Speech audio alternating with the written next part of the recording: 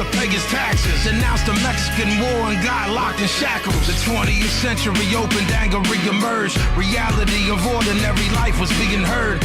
Anarchists and feminists came from factory work. Communism, socialism seemed to be rebirth. War is the health of the state is what Bourne said.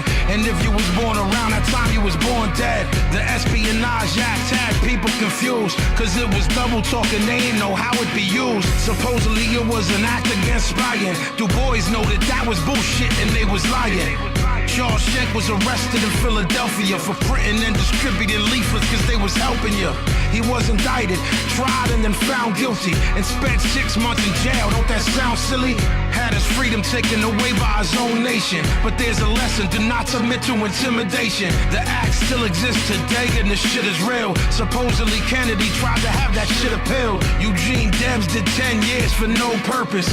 He obstructed the recruiting and enlistment service. The post office started taking mail privileges of magazines who printed anti-war sentiments. A socialist named Fairchild had it right. He said that they can shoot me but they can't make me fight. They sentenced him to a year in jail and that was reckless. 65,000 men, conscientious objectors. They were sent to army bases to work there.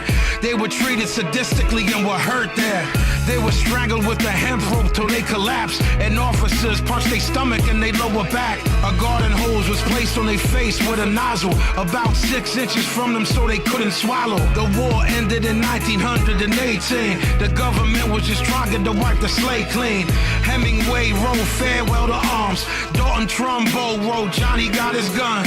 The war was over, but they didn't learn their lesson. Twin tactics of control, reform and repression. The patriotic fervor of war had been invoked. That's why the country that you live in is a fucking joke.